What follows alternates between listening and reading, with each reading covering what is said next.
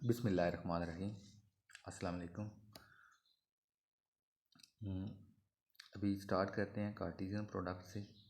Cartesian product of two sets is denoted by A cross B and is defined as A cross B is equal to, आपने ये set बनाना है जिसके अंदर हर element इस type का होगा, ऑर्डर पेयर में होगा, और जो ऑर्डर पेयर का फर्स्ट एलिमेंट होगा वो फर्स्ट सेट से बिलोंग करेगा। मींस कि यहाँ पे फर्स्ट सेट ए है तो ए में बिलोंग करेगा, और जो सेकंड एलिमेंट है वो बी में बिलोंग करेगा।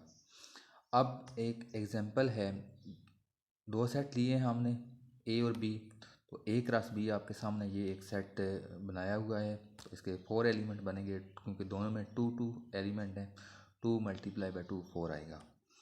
अब इसके साथ एक नोट जहन में रखें, if A is equal to 5। अच्छा, ये नॉट इक्वल लिखा हुआ है, ये आप इसको दुरुस्त कर लें। ये 5 है, is equal to 5। Then A cross B is equal to 5। अगर उन एक सेट 5 होगा तो देन उनका जो क्रॉस प्रोडक्ट है वो भी 5 आएगा। सेकेंडली इन जनरल जो होता है वो a cross b not equal to b cross a होता है। अब देखें, इसका बाद आ जाता है बाइनरी रिलेशन पे। ये देखें, सब set of A cross B, ऊपर जो हमने कार्टेशियन प्रोडक्ट आपने फाइंड किया है, ठीक है ना, उसका कोई भी अगर आप सब सेट लेते हैं, ठीक है, तो वो बाइनरी रिलेशन होगा ए से बी पे। अब वो हमने जो ऊपर लिया है ए क्रॉस बी, वहाँ से हमने दो उसके सब सेट ले लिए हैं, R1 एंड R2। तो ये रिलेशन है। Then R1 and R2 are binary relation from A to B. अब इसी की डोमेन देखते हैं। Domain of relation, the set of first element of relation is called domain and is denoted by this. Similarly ये range है। The set of second element in R is called range of the relation and is denoted by range R. अब आपके पास ऊपर जो दो हमने relation पढ़े हैं, एग्जांपल ली हैं ये, ठीक है, उसी में से आप देखें डोमेन जो है, डोमेन ऑफ R1 जो है वो हमने जो फर्स्ट ए सेट लिया था वहाँ पे ए बी दो एलिमेंट लिए थे, और जो सेकंड लिए गए थे, ठीक है, उसमें 1 2 लिया था। और जो R1 हमने डिफाइन किया था, अगर आप उस पर देखें R1 पे, ठीक है, वो 1 रिपीट हो रहा है, ठीक है, और ए और बी जो है वो अलग अलग आ रही हैं। तो इसलिए जो यहाँ पे डोमेन सेट बनता है R1 का वो ए और बी है, और रेंज सेट जो है वो सिर्फ 1 बन रहा है। और अगर R2 की बात की जाए तो वहाँ पे बी और 2 था, तो ऑर्डर पेयर भी एक ही था, तो उसमें बी जो है वो डोमेन है और जो 2 है वो रेंज है R2 में। अब एक और बात जो आपने नोट करनी है वो ये है, डोमेन ऑफ आर जो होगी, कोई भी रिलेशन है उसकी जो डोमेन होगी वो हमेशा जो फर्स्ट जो कार्टेशियन प्रोडक्ट में जो फर्स्ट सेट होगा उसकी वो सब ग्रुप होगा उसका। और इसी तरह जो रेंज होगी वो कार्टेशियन प्रोडक्ट में जो सेकंड सेट होगा उसका सबसेट होगा, जो रेंज होगी। अब हम फंक्शन की तरफ आते हैं। अब binary relation f from a to b is said to be a function if दो कंडीशंस हैं यहाँ पे। फर्स्ट जो कंडीशन है वो तो ये है कि domain of f is equal to a होनी चाहिए। अब देखें कि a के जितने भी एलिमेंट हैं वो यूज़ होने चाहिए, अगर यूज़ होंगे तभी डोमेन ऑफ f जो होगी, जो रिलेशन है, ठीक है ना, अभी तक ये रिलेशन है, अब इसको फंक्शन नहीं बोलना। जब ये दोनों कंडीशन सेटिस्फाई करेंगी देन ये फंक्शन होगा। अगर तो जो एफ रिलेशन हमने डिफाइन किया है ए से बी, उसकी जो पहला एलिमेंट है, ठीक है, वो सारे उसके जो पहला सेट है उसके सारे एलिमेंट अगर यूज़ हो जाते हैं तो एक कंडीशन ये सेटिस्फाई करनी चाहिए। और सेकेंडली ये है कि first element of order pair of, ये ऑफ नहीं है, आर नॉट रिपीटेड। मींस के जो पहला आपका सेट होगा उसमें से कोई एलिमेंट रिपीट ना हो रहा हो। अब नीचे एग्जांपल है, F1 एक रिलेशन है हमारे पास और एक रिलेशन हमारे पास F2 है, ठीक है। अगर आप F1 की बात करें वहाँ पे 2 रिपीट हो रहा है, दो बार आ रहा है, एक वो बी पे मैप हो रहा है और सी पे भी हो रहा है, इसलिए ये F1 जो है वो फंक्शन नहीं है। और अगर आप F2 की बात करें, वहाँ पे कोई रेपिटेशन भी नहीं है और साथ से जितने एलिमेंट हैं, ठीक है, 3 एलिमेंट हैं और तीनों की तीनों जो हैं वो मैप हो रहे हैं, ठीक है। हाँ, ये अलग बात है कि चलें जो सेट बी है दूसरा सेट है, ठीक है, वहाँ पे रिपीटिशन है, उसकी कोई बात नहीं है, तो ये फंक्शन है। अब फंक्शन की टाइप्स पे आते हैं जी। फर्स्ट जो टाइप है ये वन वन या इंजेक्टिव फंक्शन से बोलते हैं। A function F from A to B is said to be one one if the element of range set are not repeated. अब वन वन तब होगा कि अगर जो रेंज सेट है, ठीक है, अब हम वो जितना काम करना है वो सेट बी में करना है, यानी कि रेंज में करना है। डोमेन को तो छोड़ें, डोमेन तो फिक्स हो जाती है, जहाँ पर हम फंक्शन की को डिफाइन करते हैं तो डोमेन फिक्स हो जाती है। एक तो वो उसमें सारे एलिमेंट आएंगे, ठीक है, और ना रिपीट भी नहीं होंगे, तो वो वन ही वन समझ लें, ठीक है। अब हमने जो करना है, मेन फोकस करना है वो सेट बी पे करना है, रेंज पे करना है। तो अब रेंज में जो रेपिटेशन है वो हमने ख़त्म करनी है। अगर हम रेंज में रेपिटेशन ख़त्म कर देते हैं तो ये क्या बन जाएगा, हमारे पास वन वन सेट बन जाएगा। अब अगर आप F1 को देखें तो ये वन वन है, लेकिन अगर आप F2 को देखें, ये फंक्शन तो है लेकिन ये रिपीट होने की वजह से ए पे रिपीट हो रहा है, इसलिए ये वन वन नहीं है। इसके बाद आ जाते हैं onto function. Onto function जो है ये इसे सर्जेक्टिव फंक्शन भी बोलते हैं। A function is said to be onto if range of F, ठीक है, is equal to B set. अब वही बात है कि अब हमने इसकी समझें कि जितने बी के जितने एलिमेंट हैं, ठीक है ना, वो सारे यूज़ कर दिए हैं, ठीक है। अच्छा, ये अगर थोड़ा सा अगर गौर किया जाए ना, एक और चीज़ बड़ी इंटरेस्टिंग है, ठीक है। जो कंडीशन जब हम फंक्शन डिफाइन कर रहे होते हैं ना, ठीक है, फंक्शन डिफाइन करते हुए दो कंडीशन जो हम लगाते हैं, ठीक है, वो सेट ए पे लगाते, डोमेन पे लगाते हैं, ठीक है। तो अभी जब वन वन या ऑन टू करते हैं, ठीक है, ऑन इसमें हम रेंज पे चले जाते हैं। वही दोनों कंडीशन जब हम डोमेन रेंज पे जो है वो अप्लाई करते हैं, रेंज पे देखते हैं, अगर वो अब यहाँ पे अगर सारे यूज़ हो जाते हैं, सेट बी के सारे एलिमेंट यूज़ हो जाते हैं, तो उसको हम कहते हैं ऑन टू फंक्शन। अब देखें, ये जो हमारा फंक्शन है F1, यहाँ पे सारे एलिमेंट यूज़ हो रहे हैं, ठीक है, तो ये क्या है, ऑन टू है। लेकिन यहाँ पे बी जो है, बी दो बार आ गया है, ठीक है, अगर F2 की बात की जाए तो और सी जो है वो यूज़ ही नहीं हुआ, इसलिए ये ऑन टू नहीं है। तो अब इसके बाद आ जाता है bijective function. A function which is both one one and on two is called bijective function. अब आपके पास एक एग्जांपल है जिसमें सेट ए और सेट बी में सारे एलिमेंट यूज़ भी हो रहे हैं। सेट ए में तो खैर होने ही होने हैं, बी में सारे एलिमेंट जो हैं वो उनका प्री इमेज मौजूद है, ठीक है, सभी एलिमेंट का, ठीक है ना, और कोई रिपीट भी नहीं हो रहा, इसलिए ये बाइजेक्टिव फंक्शन है। इसके बाद आ जाता है जी हम binary operation. Let G be a non-empty set, then a binary operation on set G is function from G cross G to G is defined as। अब आपको पता है कि G क्रॉस G के जो एलिमेंट होते हैं वो ऑर्डर पेयर में होते हैं। उसके ऊपर हमने यही समझ लें, अस्टेरिक एक फंक्शन है जो हम इस तरह अप्लाई करते हैं, ये हमने डिफ़ाइन किया है ए अस्टेरिक बी। अच्छा, इसके अलावा भी कुछ हम कर सकते हैं, इस तरह के भी ऑपरेशंस होते हैं। अगर हम इसके साथ कोई और कांस्टेंट लगा दें, ए अस्टेरिक बी प्लस टू लगा देते हैं, ठीक है, इस तरह की का भी हम डिफ़ाइन कर सकते हैं, लेकिन यहाँ पे यही डिफ़ाइन किया गया है, for all where a B belongs to G. ये अब इसकी एग्जांपल है, एग्जांपल देख लेते हैं। एक first addition is binary operation on set of natural number for all A B belongs to N, A plus B belongs to N. अगर आप कोई भी नेचुरल नंबर के दो नंबर लेते हैं, नेचुरल सेट के दो नंबर लेते हैं, तो उनको ऐड करते हैं, तो देन वो दोबारा नेचुरल सेट ही में बिलोंग करेंगे। सिमिलरली एडिशन मल्टीप्लिकेशन है, इस ये भी also binary operation on the set of natural number. इसमें भी यही देखते हैं कि आल जितने भी हैं नेचुरल नंबर, ठीक है ना, और वो उनको अगर आप मल्टीप्लाई करते हैं तो देन वो जो भी आंसर आएगा वो नेचुरल नंबर में बिलोंग करेगा। थर्ड देखें, थर्ड पे मैंने सब्ट्रैक्शन ली है। Subtraction is not binary operation on the set of natural number because 5 and 3 belongs to set of natural number but 3 - 5 is equal to -2 which does not belong to set of natural number.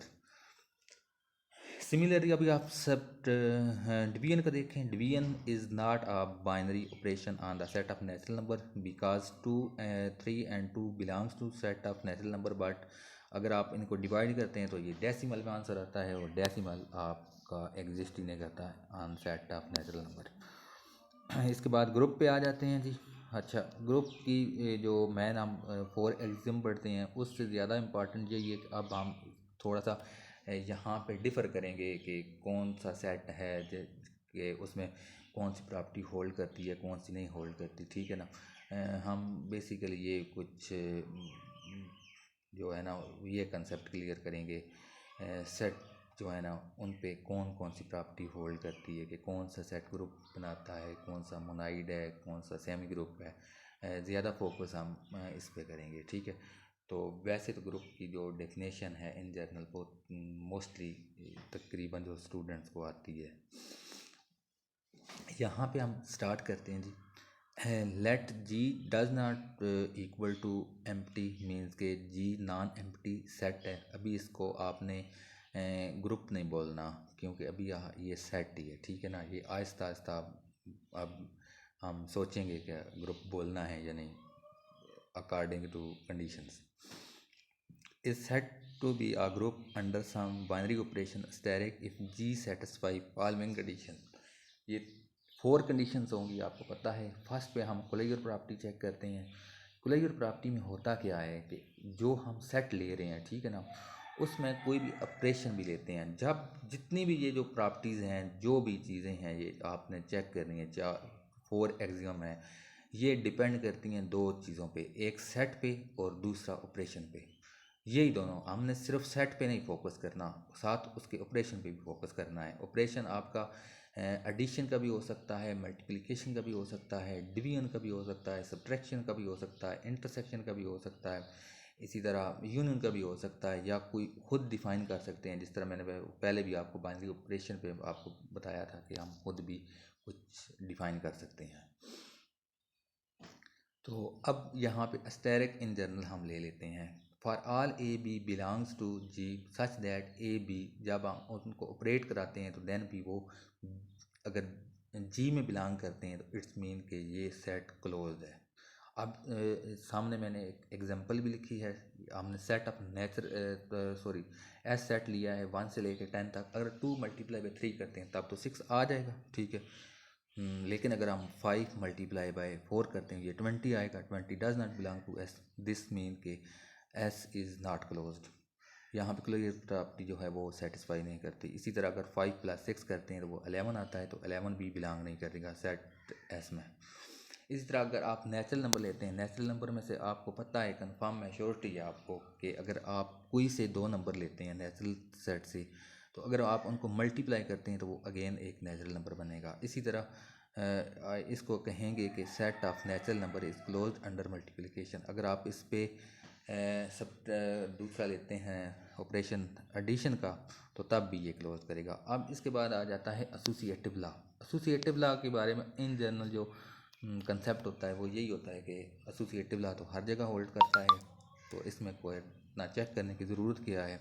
तो ये मैंने इस तरह की example नहीं दी, मैंने ये वही एग्जांपल दी कि कहाँ पे ये होल्ड नहीं करता। अब आप देखें कि मैंने सेट ऑफ इंटीजर लिया है, ठीक है, 3 नंबर ले लिए हैं। अब आपने इस पे अंडर सब्ट्रैक्शन, ठीक है, अंडर सब्ट्रैक्शन ये होल्ड नहीं करता।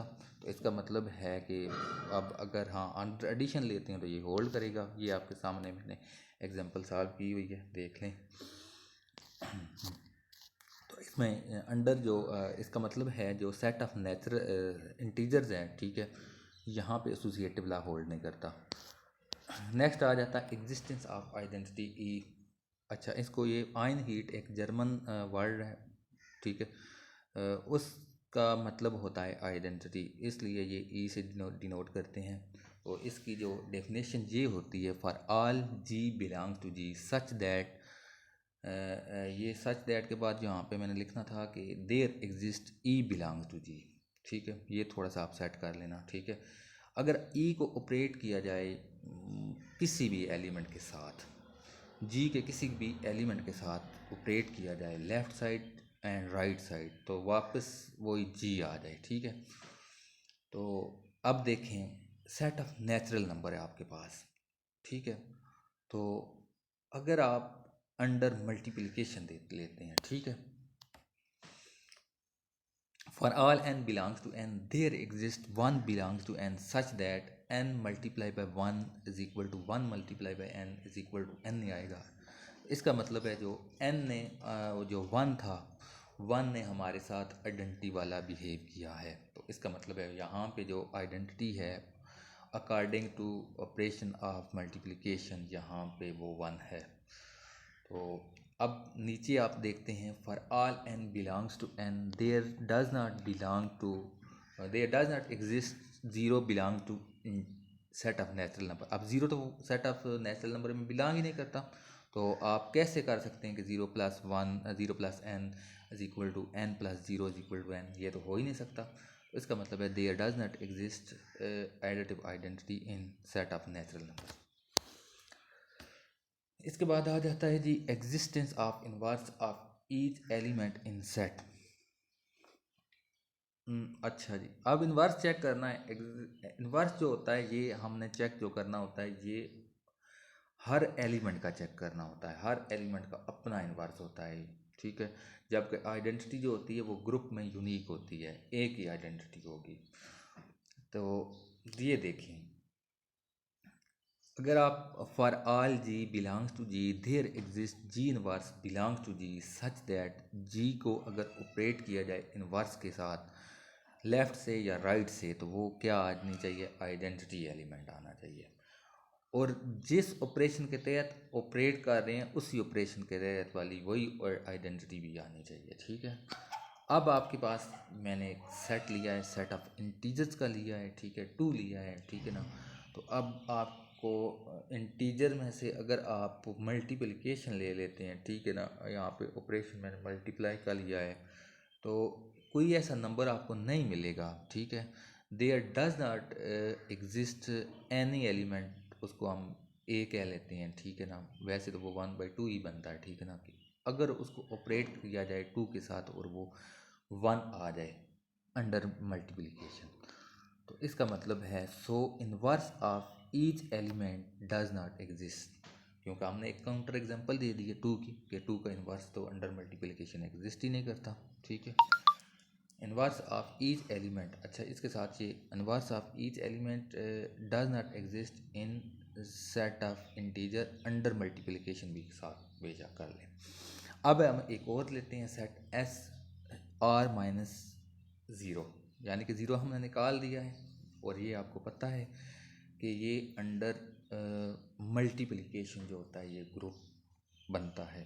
ठीक है, तो अगर यहाँ पे ये समझ लें कि अब रियल नंबर आ गए हमारे पास, ज़ीरो को हमने निकाल दिया है क्योंकि ज़ीरो जो होगा, ठीक है ना, ज़ीरो का जो मल्टीप्लिकेटिव इनवर्स ही नहीं एग्जिस्ट कर रहा। ठीक है, इसलिए ज़ीरो का हम निकाल देते हैं जब हम मल्टीप्लिकेशन वाला ग्रुप चेक कर ले रहे होते हैं। ठीक है, ऑपरेशन जो चेक करेंगे, for all X belong to R minus zero there exist one over X belong to R minus zero such that, ये आपके पास x multiply by one over X is equal to one over X multiply by X is equal to E, identity one आएगी। ठीक है, इसी तरह इसको दूसरा भी आप लिख सकते हैं, x multiply by x inverse is equal to x inverse into x is equal to E, identity आ जाएगी वन।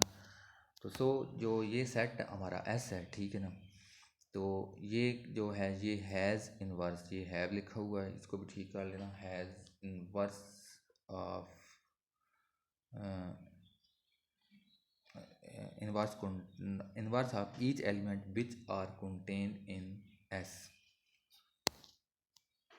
अच्छा, अब ये है कि if G satisfy above properties under some operation asterisk then we say set G is group under asterisk, the order pair G asterisk is is in it's notation sorry. उसके बाद आ जाता है अबेलियन ग्रुप। अबेलियन ग्रुप देखें, abelian group में क्या होता है, ये यहाँ पे कम्यूटेटिव लॉ होल्ड करना चाहिए अंडर सम बाइनरी ऑपरेशन, जो भी आप ऑपरेशन ले रहे हैं वो अबेलियन ग्रुप हो जाएगा, ठीक है। तो इसके बाद आ जाता है ग्रुप पाइड, ठीक है। ये तकरीबन वही इसमें थोड़ा सा डिफ़र किया गया मुख्तलिफ सेट्स को, ठीक है, लेके गए हैं कुछ। ये थोड़ा सा ये है इंटरेस्टिंग इसलिए है कि अब आप अगर देखते हैं ना ग्रुप पाइड में आपको जब एग्जांपल्स मिलेंगी वो काफ़ी ज़्यादा सेट मिल जाएंगे, ठीक है। जब एक और कंडीशन हम लगाएंगे उसके ऊपर सेट क्या लगाते हैं, एसोसिएटिव लॉ लगा लेते हैं, ठीक है। फिर यहाँ से कुछ कम हो जाएंगे, ठीक है। फिर उसके बाद जब आप आइडेंटिटी वाली कंडीशन लगाते हैं फिर और कम हो जाएंगे। फिर हम जब लास्ट पे इन्वर्स वाली लगाते हैं, ठीक है, फिर और कम हो जाएंगे, ठीक है। ये उनकी जैसे जैसे हम कंडीशन लगाते जाएंगे, ठीक है ना, तो वो सेट कम होते जाएंगे। आपको ये यहाँ से ये भी पता चल जाएगा कि कौन सा सेट जो है वो सिर्फ ग्रुपाइड है, कौन सा जो सेट है वो सिर्फ वो जो सेमी ग्रुप है, सेमी ग्रुप से आगे नहीं चल रहा। फिर उसके बाद आपको ये भी पता चलेगा कि कौन सा जो सेट है वो मोनाइड है, मोनाइड से आगे नहीं चल रहा। इसी तरह पे आपको पता चलेगा कि कौन सा सेट है जो मुकम्मल ग्रुप है। अब आपको ये भी पता चल होना चाहिए कि जो हर ग्रुप होगा वो मोनाइड भी होगा, सेमी ग्रुप भी होगा और ग्रुपाइड भी होगा, ठीक है। अगर आप इस तरह फर्स्ट से सेकंड आगे जाते हैं, ठीक है, तो उसका वो लाजमी नहीं है कि एक सेमी ग्रुप हो कि वो फिर ग्रुप भी हो, ये लाजमी नहीं है। हाँ, अगर ये है कि अगर जो ग्रुप होगा वो सेमी ग्रुप लाजमी होगा। इसी तरह मोनाइड को भी ले लें, ठीक है। अगर कोई मोनाइड है, ठीक है, तो वो सेमी ग्रुप तो लाजमी होगा, ठीक है, लेकिन हर सेमी ग्रुप जो है वो मोनाइड नहीं होगा। अब आए जी ग्रुपाइड की तरफ। Let asterisk be a binary operation on a set G, we say the set G और the order pair G is groupoid if G is close. अब ग्रुपाइड में इसने कहा है कि G is close only one condition, यहाँ पे इसने फोर्थ कंडीशन की रिक्वायरमेंट नहीं ली। तो अब एग्जांपल भी दे दिए, ठीक है जी। इसमें सेट जो लिया है मैट्रिक्स का, ये ठीक है, सिंगुलर मैट्रिक्स है, नॉन सिंगुलर मैट्रिक्स है। इसी तरह ये आपके सामने है set of integer under set of natural number under multiplication, set of integer under addition, set of integer under subtraction. ये सारे जो हैं ये ग्रुप हैं, ग्रुपाइड हैं, ये जितने भी सेट हैं, ठीक है ना, अंडर जो ये साथ में के ऑपरेशन लिखे हुए हैं, ठीक है। लेकिन अब किसी को हमने रिजेक्ट भी तो करना है ना। अब देखें, अगर ये आप सेट ऑफ इंटीजर्स लेते हैं, ठीक है, सेट ऑफ इंटीजर को अगर आप अंडर डिवीजन लेते हैं, ठीक है, तो ये तो ग्रुपाइड नहीं बनता। अब आप देखें 2 और 3 आप सेट में से दो एलिमेंट ले लेते हैं, अगर आप इनको डिवाइड करते हैं तो ये डेसिमल में आंसर आएगा। डेसिमल तो वो सेट ऑफ इंटीजर में बिलोंग ही नहीं करेगा। तो इसलिए ये भी आपके पास एक एग्जांपल आ गई है कि कोई ऐसा सेट भी है जो ग्रुपाइड नहीं है, तो ये आपके पास ऐसा सेट है अंडर ऑपरेशन भी साथ दारी बात होगा। कोई ऐसा सेट बताएं कि और उस कोई ऑपरेशन भी बताएं कि जो ग्रुपाइड ना हो, ठीक है, ये भी है। इसी तरह नेक्स्ट आ जाएगा सेमी ग्रुप। अब सेमी ग्रुप हमने ग्रुपाइड से स्टार्ट करना। या groupoid G asterisk is called semigroup if asterisk is associative. यहाँ पे यही है कि वो जो ऑपरेशन है वो अगर एसोसिएट कर जाता है तो फिर हम उसको क्या कहेंगे, ग्रुपाइड कहेंगे। अब ये देख लें for all A B C, ठीक है, तो अगर ये कंडीशन सेटिस्फाई कर जाती है तो ये सारे आप देखें ऊपर एग्जांपल्स दी गई हैं कि ये these are the examples of semi group, ठीक है। Set of natural number under multiplication, इसी तरह set of integer under addition, ठीक है, R-0 under multiplication, R under addition, ये सारे, ठीक है। इसी तरह जो पावर सेट है किसी भी से, यहाँ पे सेट जी है, पावर सेट ऑफ जी और यूनियन अंडर यूनियन और power set of G under intersection are semi group. But यहाँ पे दो ऐसे भी तो ग्रुप हैं, ठीक है, सेट ऑफ इंटीजर ले रहे हैं, ठीक है जी। सेट ऑफ इंटीजर अगर आप लेते हैं अंडर सब्ट्रैक्शन तो यहाँ पे ये एसोसिएटिव लॉ तो होल्ड नहीं करेगा। ठीक है। तो इसका मतलब है ये जो है ये सेमी ग्रुप नहीं है। तो अब आप देखें ये कम हो रही हैं, ऊपर जो एग्जांपल्स हमने दी हैं, ठीक है ना, यहाँ पे ये कम होती जा रही हैं। अब इसके बाद आ जाता है मोनाइड पे, ठीक है। मोनाइड में एक और कंडीशन आ जाती है अ सेमी ग्रुप। अब यहाँ से हम सेमी ग्रुप से स्टार्ट किया है। Semi group G asterisk is called monoid if G has identity, यानी कि वहाँ पे एक E belongs to G such that अगर वो ग्रुप के किसी एलिमेंट के साथ ऑपरेट होती है तो वो क्या दोबारा वही एलिमेंट आना चाहिए, ठीक है। अब इसके साथ आपको एग्जांपल दी गई हैं कि कौन कौन से ग्रुप हैं, ठीक है, जिसमें ये कंडीशन सेटिस्फाई होती है, ठीक है। ये आप देखें, सेट ऑफ इंटीजर है under addition, set of natural number under multiplication, these are examples of monoid, ठीक है। लेकिन अब सेट ऑफ अगर आप इंटीजर लेते हैं अंडर एडिशन लेते हैं इज़ नॉट मोनाइड, क्योंकि यहाँ पे तो वो ऐसा नंबर नहीं है। अच्छा, ये थोड़ा सा मिस्टेक है। ये जो ई है ना, ई यहाँ पे वैसे अंडर एडिशन वो ज़ीरो बनता है, तो ये प्लस कर लें, ई प्लस एन और एन प्लस ई करें इज इक्वल टू, आप इसको एन कर लें, ठीक है ना। ये इस तरह का तो कोई नंबर एन में बिलोंग ही नहीं कर रहा है, ठीक है। ये थोड़ा सा इसको सेट करना है इसको, ठीक है। ये समझ लें कि ये E plus N is equal to N plus E is equal to N, ठीक है। तो इस तरह का ई यहाँ पे वैसे ज़ीरो बनता है अंडर एडिशन, ठीक है। ऐसा कोई ई है ही नहीं, सेट ऑफ इंटीजर में सारी बात है, ज़ीरो है ही नहीं। तो ये था, ठीक है। ये इसको सेट कर लेना, चलें। इसके बाद आ जाता है ग्रुप। अब ग्रुप देखें जी, अब मोनाइड से चलते हैं जी।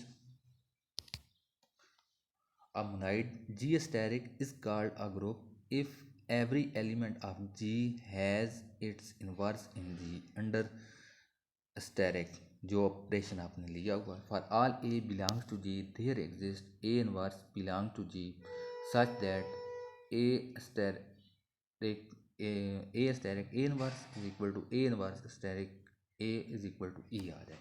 यानी कि ऑपरेट अगर करवाते हैं इन्वर्स को उसके एक एलिमेंट को उसके इन्वर्स के साथ अगर ऑपरेट करवाते हैं, ठीक है, लेफ़्ट से या राइट से, तो आपके पास जो आंसर आए वो क्या आइडेंटिटी आ जाए।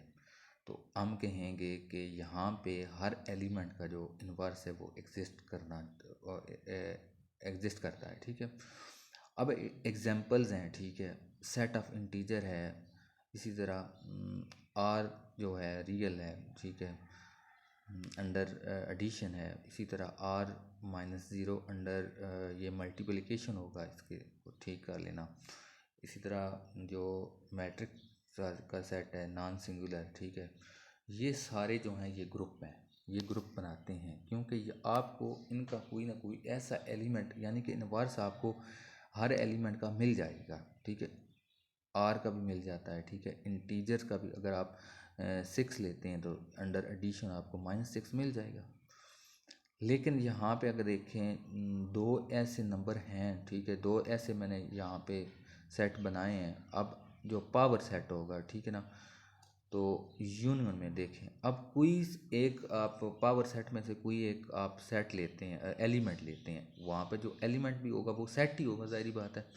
तो आपको कोई दूसरा ऐसा जो होगा ना सेट नहीं मिलेगा कि आप उनको दो सेट की यूनियन लें तो आपके पास जो आंसर आए वो आइडेंटिटी आ जाए, और पावर सेट की आइडेंटिटी एम्प्टी सेट होता है। इसलिए यहाँ पे इन्वर्स जो होता है वो एग्जिस्ट नहीं करता। इस तरह आप सेट ऑफ नेचुरल नंबर है अंडर मल्टीप्लिकेशन, अगर आप देखें मैं 3 लेता हूँ तो आपको कोई ऐसा नंबर नहीं मिलता कि मैं उसके साथ मल्टीप्लाई करूँ और 1 आ जाए सेट ऑफ नेचुरल नंबर में। तो इसलिए ये ग्रुप नहीं है। ये सिर्फ कहाँ तक है, ये मोनाइड तक आ रहे थे। तो अब ये मैंने नीचे ये एग्जांपल भी दी गई है, ये 2 तो चलें, आज का लेक्चर यहीं तक था। अल्लाह हाफिज़।